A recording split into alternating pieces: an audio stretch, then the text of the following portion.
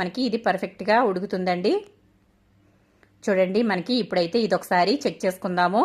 ఒక చాకు కానీ లేదంటే పుల్ల కానీ ఏదైనా సరే ఫోర్క్ కానీ ఈ విధంగా ఒకసారి దీంట్లోకి గుచ్చి చూడాలండి. ఇది మనకి అతుక్కోకుండా వచ్చినట్లయితే, స్పూన్కి ఏమీ అతుక్కోకుండా ఉన్నట్లయితే మనకి పర్ఫెక్ట్గా రెడీ అయిపోయినట్లే. చూసారా, మనకి ఇదైతే రెడీ అయిపోయింది.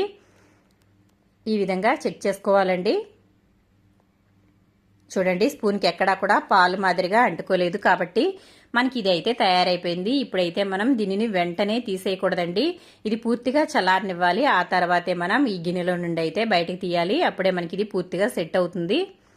చూసారా, ఇప్పుడైతే నేనైతే మూత పెట్టేసి పూర్తిగా చల్లారిన తర్వాత మీకు చూపిస్తున్నాను. చూడండి, జున్ను పాలు లేకుండా జున్ను అయితే రెడీ అయిపోయింది. మరి ఇంకెందుకు ఆలస్యం, మీరు కూడా తప్పకుండా ట్రై చేయండి ఫ్రెండ్స్. ఇది చాలా బాగుంటుంది. అలాగే ఈజీగా తయారు చేసుకోవచ్చు. జున్ను పాలు మనకి ఎప్పుడంటే అప్పుడు దొరకవు కదా, కాబట్టి ఈ విధంగా జున్ను